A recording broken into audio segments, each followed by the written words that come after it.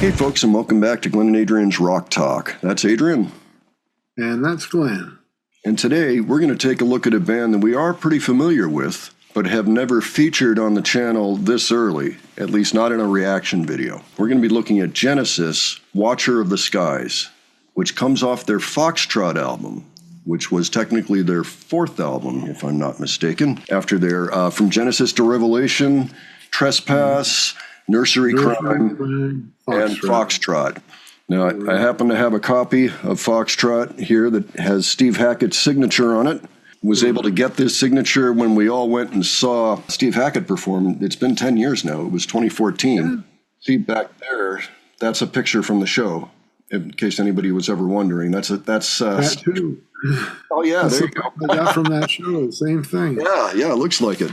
Yeah, so this album, I know we're not necessarily a vinyl channel, but this is a cool copy, and it's remained in really nice shape. I've had this now for almost 40 years. Unbelievable.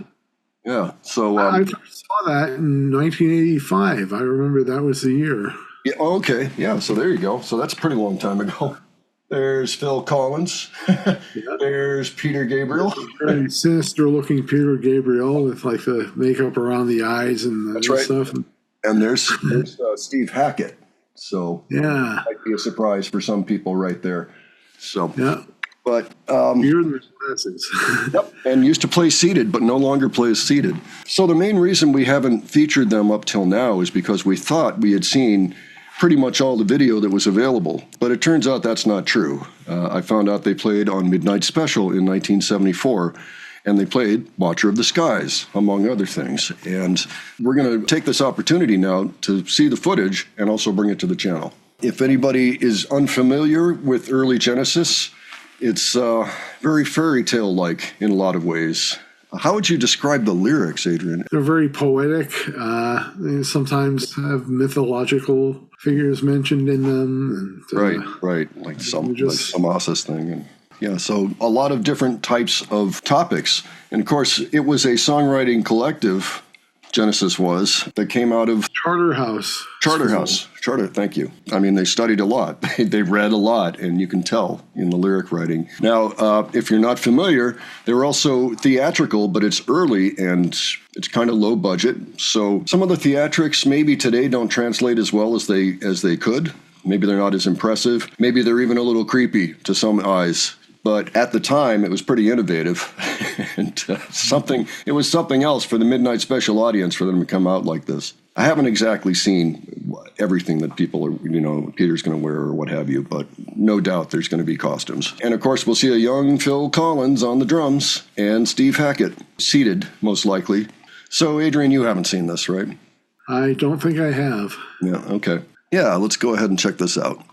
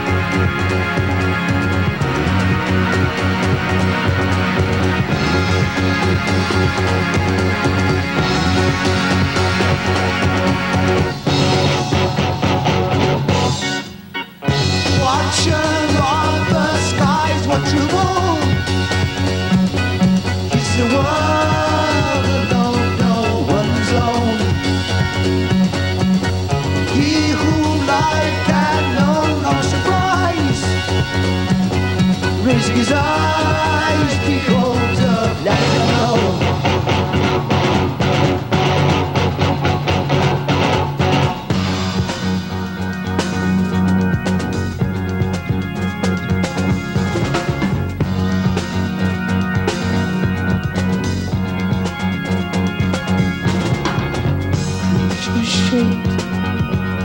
This flag and soil, now their reign has come to end. Is life again destroyed life? Do they play elsewhere? Do they know more than their childhood games?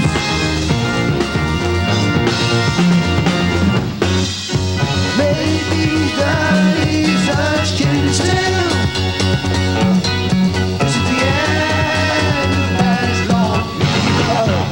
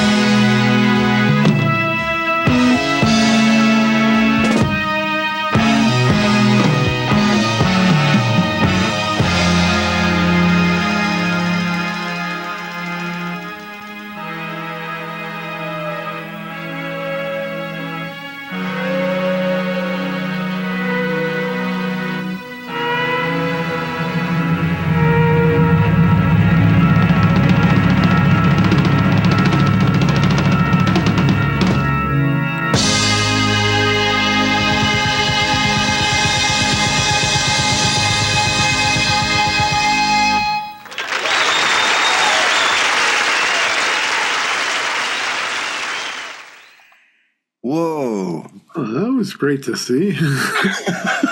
Boy, talk about theatrical. Yeah, what were your thoughts on that, Adrian? Oh, yeah. Well, the first thing I noticed was that the makeup they were using in this one was a lot better quality than what they used before, because it was very high quality.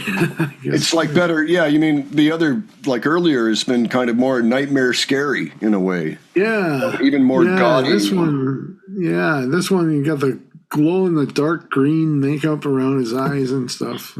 Yeah, it's actually not so. It's almost like it's pretty well applied. No, I was never scoring points on how he applied his makeup before, but it just it felt a little weird earlier. You know, maybe a couple years earlier than that, because by now it's 74, so he's pretty much got it down. And he actually looked pretty good there. Yeah. I mean, it was made up differently, I think, than other times when I saw him play live. Mm-hmm. Well, what about the costuming? Have you seen that before?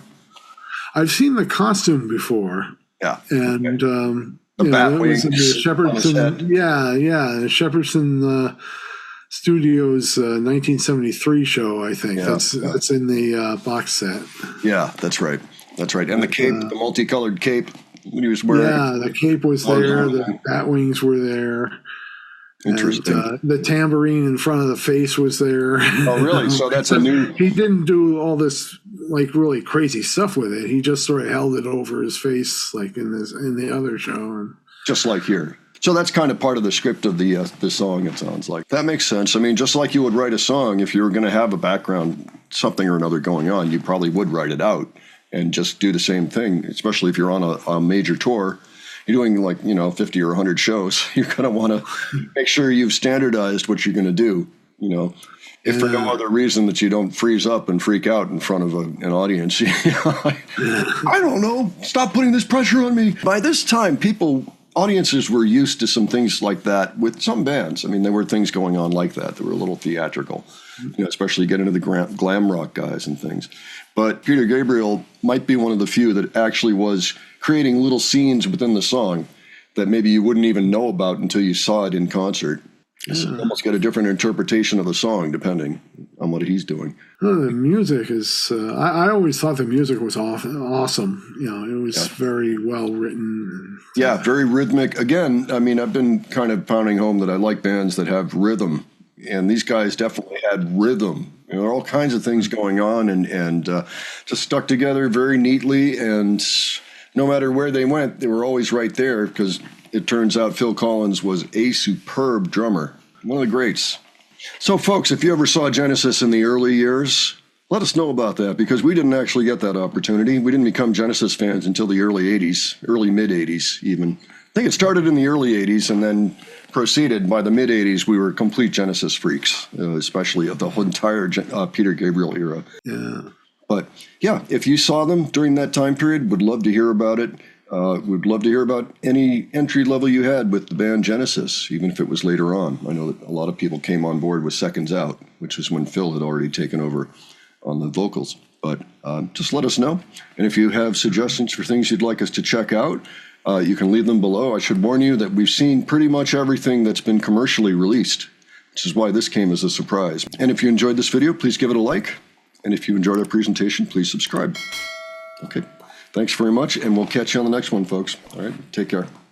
See you all later.